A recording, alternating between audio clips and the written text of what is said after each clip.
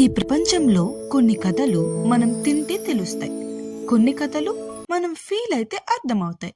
ఈ రోజు చెప్పబోయే కథ ఒక రాజుల కథ కాదు, ఒక యుద్ధం కథ కూడా కాదు, ఒక చిన్న ఆహారం పెద్ద చరిత్రగా మారిన కథ.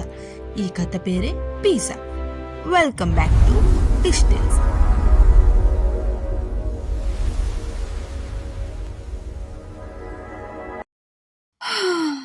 చాలా ప్రశాంతంగా ఉంది.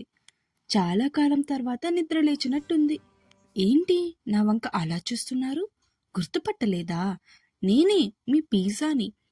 పైన చీజ్, రకరకాల టాపింగ్స్, రంగురంగుల కూరగాయలు. ఈరోజు నన్ను ఎంతో అందంగా తయారు చేస్తున్నారు కదా. కానీ నేనెప్పుడూ ఇలా లేను. నా అసలు రూపం ఏంటో తెలియాలంటే కాలం కొంచెం వెనక్కి వెళ్దాం రండి. మొదటి స్టాప్ క్రీస్తు పూర్వం 6వ శతాబ్దం. అప్పుడు నాకు టొమాటోస్ లేవు, చీజ్ లేవు, మనకు ఇప్పుడు తెలిసిన ఏ రుచి లేదు. ఆ రోజుల్లో ఉన్నవారు పర్షియన్ సైనికులు. యుద్ధాలు, సుదూర ప్రయాణాలు, ఎప్పుడూ కదలికలోనే జీవితం. వాళ్ళ దగ్గర ప్లేట్లు లేవు, టేబుల్స్ లేవు. అయితే వాళ్ళు ఆగలేదు. వాళ్ళు ఏం చేశారంటే పిండిని గుండ్రంగా చేసి తమ యుద్ధం డాలం మీద వేసి అగ్నిలో కాల్చుకునేవారు. అది రుచి కోసం కాదు, ఆనందం కోసం కూడా కాదు, కేవలం బతకడం కోసం. ఆలోచన చిన్నదే కావచ్చు, కానీ ఈ కథకు పునాది అక్కడే పడింది.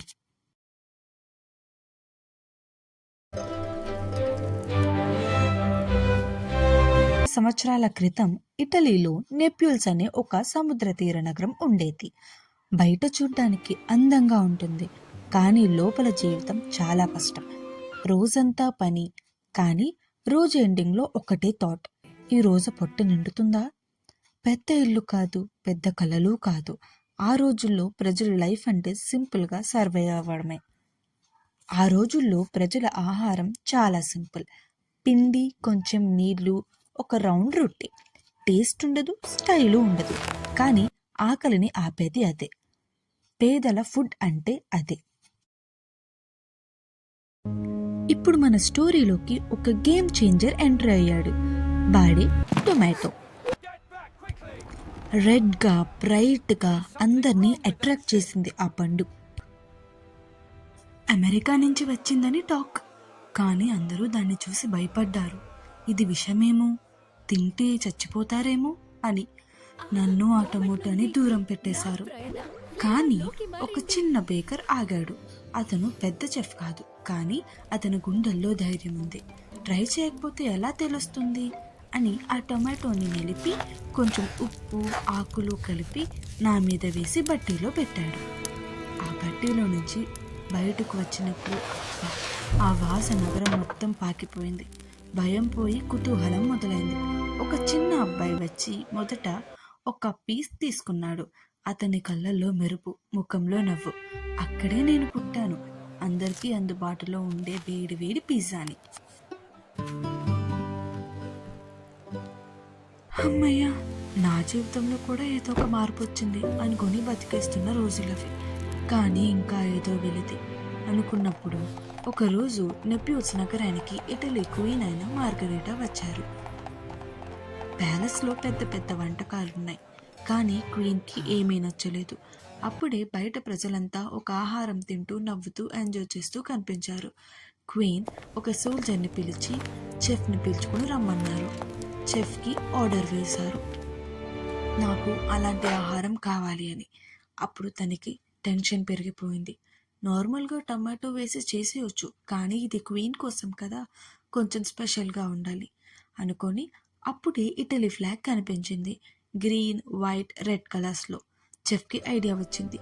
గ్రీన్ బేసిల్గా, వైట్ చీజ్గా, రెడ్ టొమాటోస్తో వేసి పిజ్జాని తయారు చేశాడు. రిస్క్ ఉంది, కానీ హోప్ కూడా ఉంది. ఆ పిజ్జా తయారైన తర్వాత క్వీన్ మార్గరేటా ముందు పెట్టారు. క్వీన్ ఒక స్లైస్ తీసుకొని స్లోగా టేస్ట్ చేసింది. మూమెంట్ అంతా ఫ్రీజ్ అయిపోయింది. స్మైల్ చేస్తూ ఇది చాలా బాగుంది అని అన్నారు. హిస్టరీ మారిపోయింది. ఆ రోజు నుంచి నా పేరు పిజ్జాగా మారి మార్గరేటా పిజ్జాగా అయిపోయింది. స్ట్రీట్ ఫుడ్గా ఉన్న నేను రాయల్ టేబుల్ మీదకి వచ్చేసాను.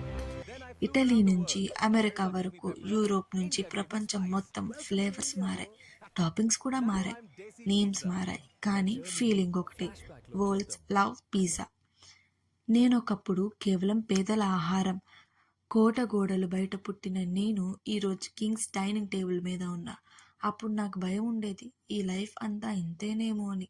కానీ హోప్ వదులుకోలేదు. మీ లైఫ్ కూడా అంతే. ఈరోజు ఎలా ఉన్నా అది ఎప్పటికీ అలా ఉండదు. హోప్ వదలకండి, ప్రజెంట్ని ఎంజాయ్ చేయండి, ఫ్యూచర్ కోసం ట్రై చేయండి. చేంజ్ మీ చేతిలోనే ఉంది. ఈ కథ నచ్చినట్టయితే ఇంకా చాలా డిషెస్ కథలు ఉన్నాయి. డిజిటల్స్లో మళ్ళీ కలుద్దాం. Thank you for watching.